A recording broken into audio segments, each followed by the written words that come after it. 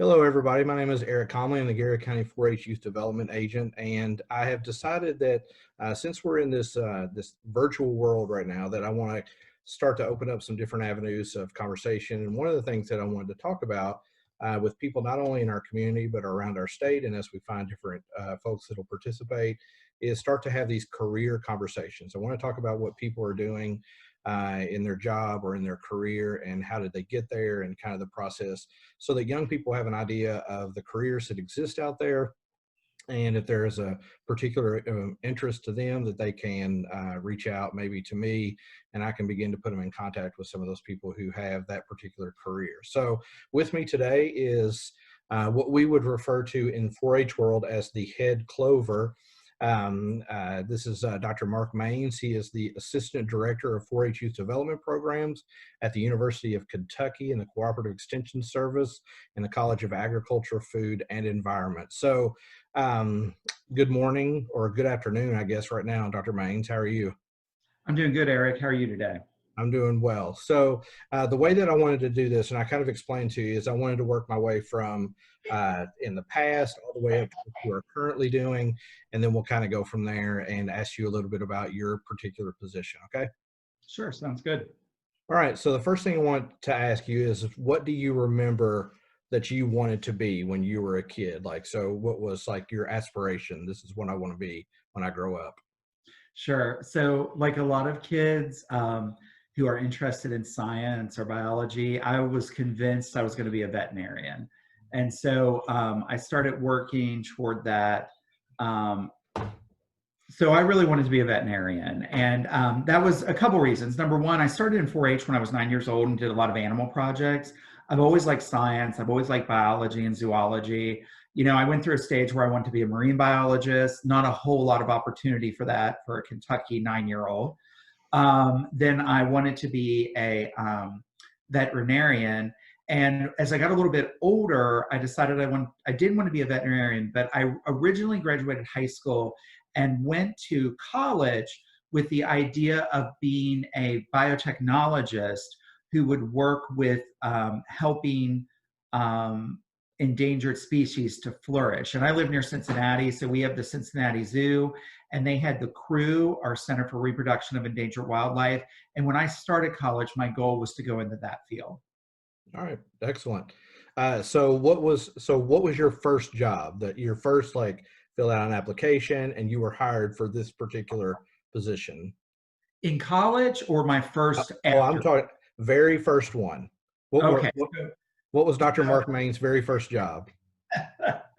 All right. Well, this is a little bit interesting, but I did the normal summer stuff, rake leaves, mowed lawns, and way back in the day, I remember being in like 7th grade and mowing this person's lawn, which is about the size of my lawn now, in which we would pay someone about $25 or $30 to mow.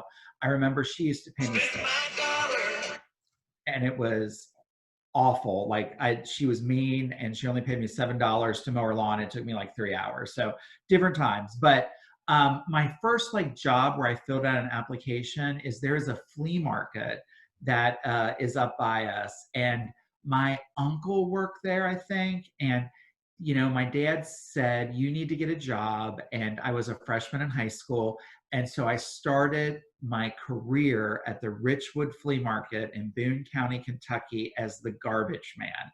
My job was to go around with one of those big carts all Saturday and Sunday and empty the big 55-gallon drum garbage cans that were in the place. And as you can imagine, in a flea market with thousands of people going through, it was kind of a nasty job. And I did that for about 6 or 8 months.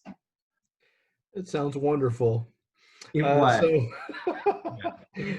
And let me tell you what I made, just so people can, if they have any context. My very first job, I made $2.35 an hour.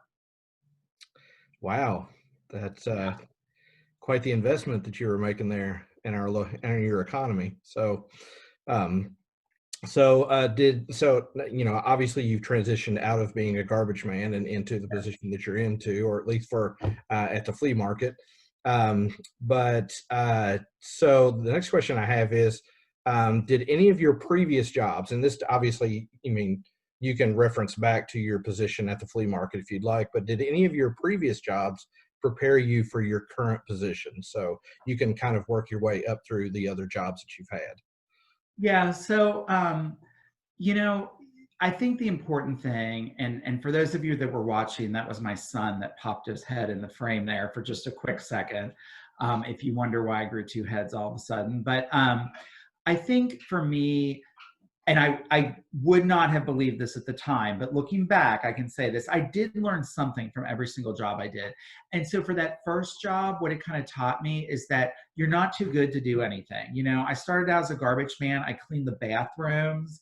I swept the floors. I ran a vacuum cleaner. I did that, you know, and I think that was good because that's not stuff I want to do. But just because I don't want to do it doesn't mean I'm not willing to do it if that helps out. And now in my current job, I there are people that do those kind of things. You know, at the camps, we have people that clean. We have staff that work at the university that would take out the garbage.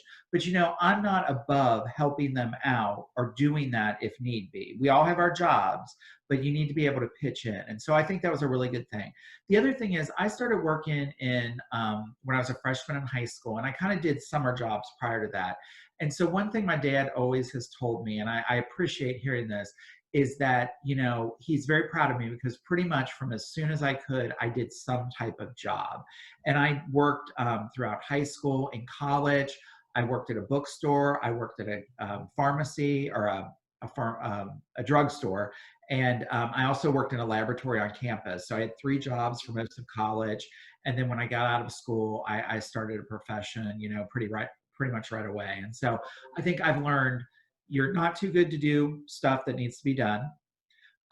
You got to have a good work ethic. You've got to put the time in. You've got to put the effort in. And I think the other thing it kind of learned is it helped me learn some people skills, and those are important. And so, you know, you had to talk to lots of different people, and you have to be comfortable talking to people. And it doesn't mean you have to want to do it all the time. There's days I don't want to talk to people, but I learned how to do it, and I learned how to do it pretty effectively.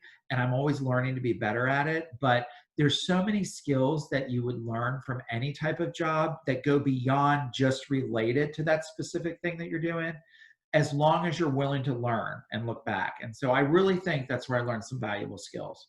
Okay, so you have been not only serving in the current position, but you've also been a state specialist. You've been a 4-H agent as well.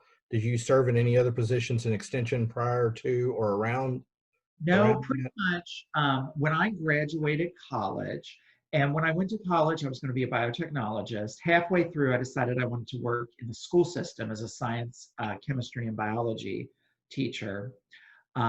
Realized like I really didn't have the interest in traditional classroom work. Graduated with my biotech degree.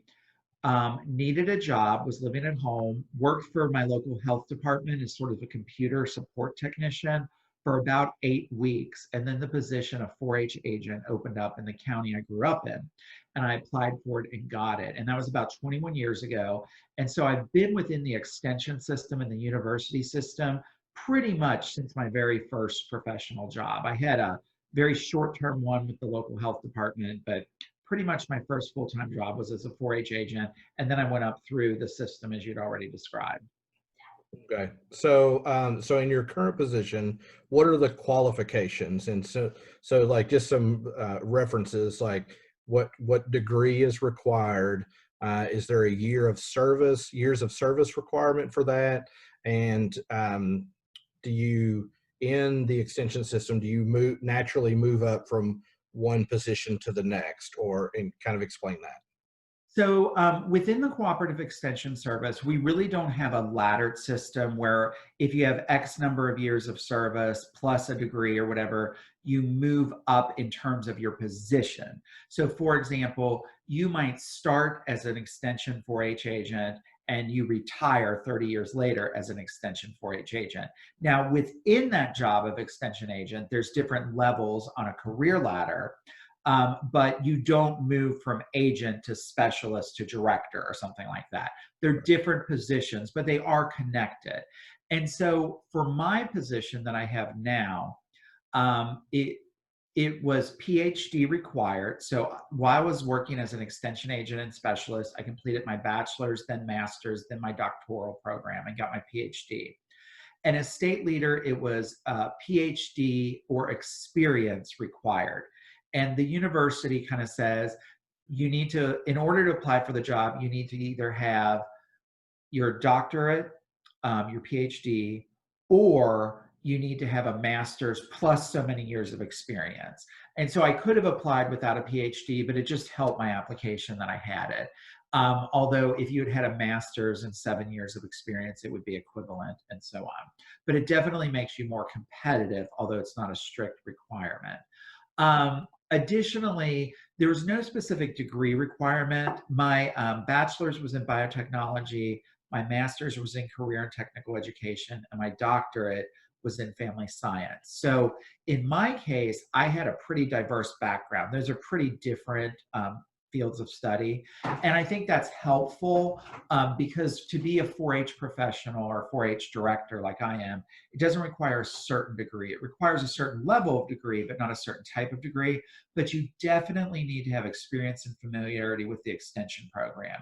And you should have a pretty strong familiarity with positive youth development because that's what we're doing. I didn't have to have a degree in it, but I was able to demonstrate a strong background of experience and knowledge in that area. So how long have you been in your current position?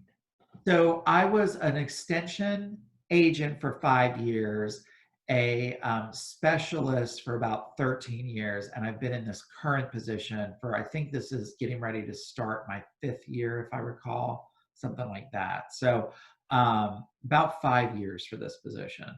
Okay, so in thinking about your job, and so we're going to get into like how you see your job. So the first thing I want to know is what are some of the challenges of your position? So, you know, an interesting challenge in my position. Well, let me go over. There's a couple. One of them is the 4-H agents I work with. No, I'm just kidding, Eric. You're fine. I'm just giving you a hard Oh, I time. didn't. They're actually the best part of my job. But I think that the thing that is important to know about extension is we consider ourselves a grassroots program, and that means we want our agents and our programs to focus on what the county needs, not what I think the state needs or the nation needs, but what does your county need in terms of positive youth development or extension support or 4-H programs. And so what happens is you have to kind of create some similarity between the 120 different counties that exist in Kentucky. And that's a little bit of a challenge, but it's an exciting one because I think programs do need to be grassroots. We do need to look at what's going on in your communities and determine ways that support you in your communities, not just what I think should happen.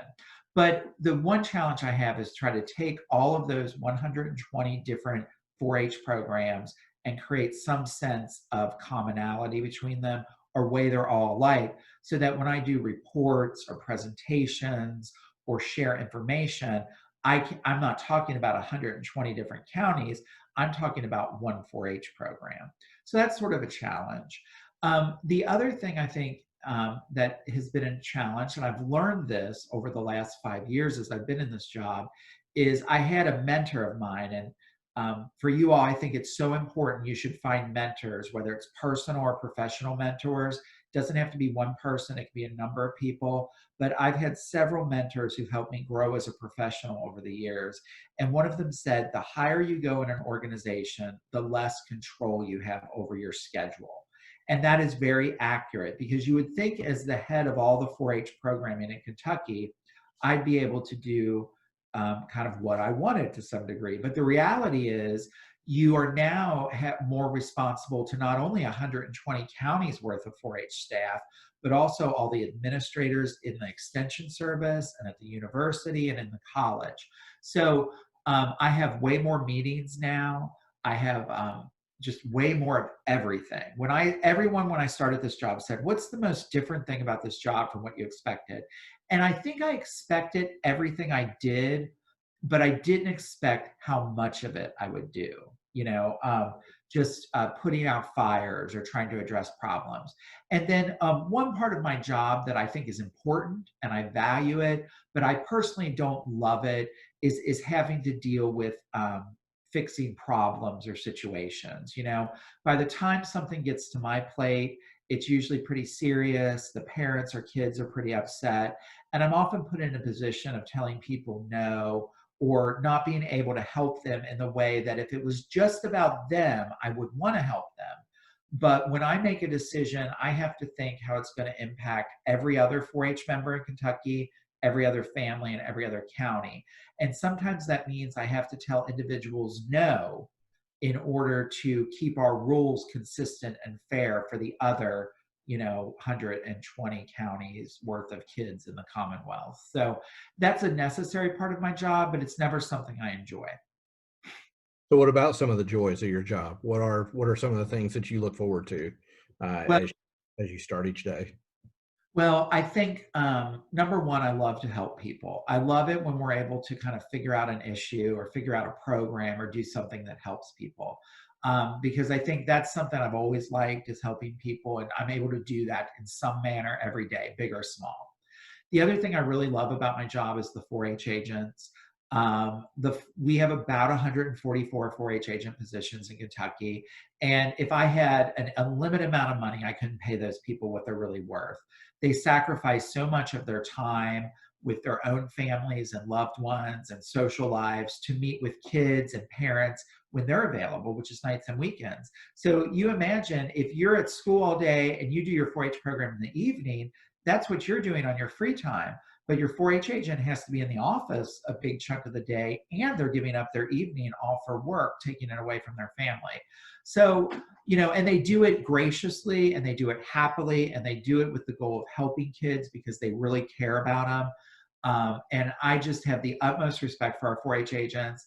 And I love it when we're all working together. And I even love the fact when we can come together and maybe have like a spirited disagreement about how to address an issue or a problem. Because for me, when everyone's really passionate, it means they care.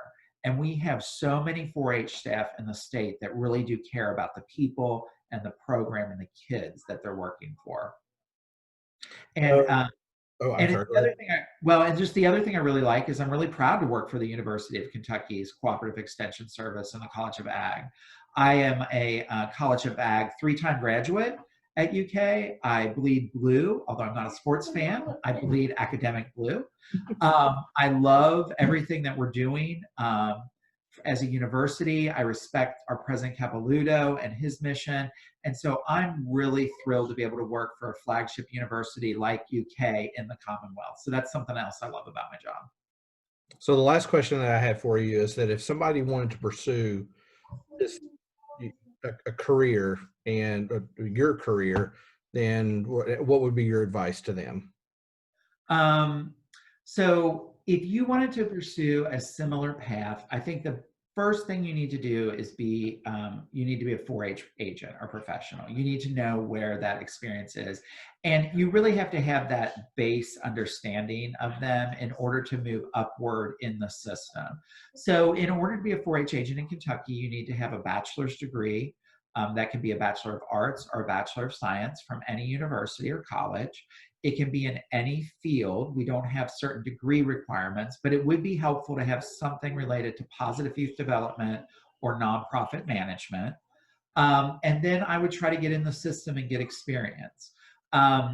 The other thing is, if you're interested in moving up into a position like mine, you really need to give thought to getting your master's and eventually your doctorate, because while that's not necessarily required, working for a university, they really place a premium on those higher degrees.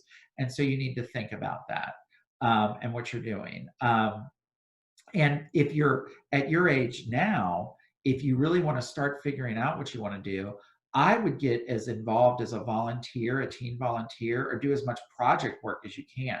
Learn a little bit about everything in 4-H, not just the things that you've always done.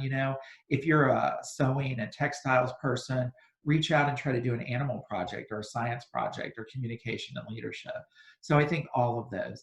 And the other thing I will say, for university and extension jobs, we have a pretty rigorous hiring process. So oftentimes you'll go through multiple interviews, and each interview might have 4 or 5 people. So anything you can do to help yourself be a better interviewer.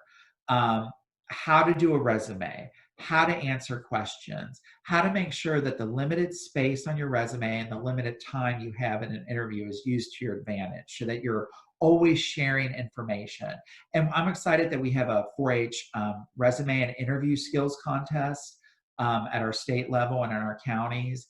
And I would take advantage of those, because the one thing I always tell people is you might only be in 4-H for 10 years, but you're going to communicate in some form or fashion with people every day for the rest of your life. And so the better your communication skills are, the better served you will be in the future, regardless of what you choose to do. Perfect. Well, I sure do appreciate you taking your time and answering the questions, and I'm excited to start this as something that young people have the chance to see and be able to interview different people, and even give some of our teens an opportunity to go out and interview some people as well. So once again, thank you for your time. This is Dr. Mark Maines, the Assistant Director of 4-H Youth Development at the University of Kentucky and the Cooperative Extension Service in the College of Agriculture, Food, and Environment. And I'm Eric Comley, the Garrard County 4-H Youth Development Agent. And thank you, Dr. Maines. Thank you. You all have a great day. All right. Thank you so much. Bye-bye. Bye.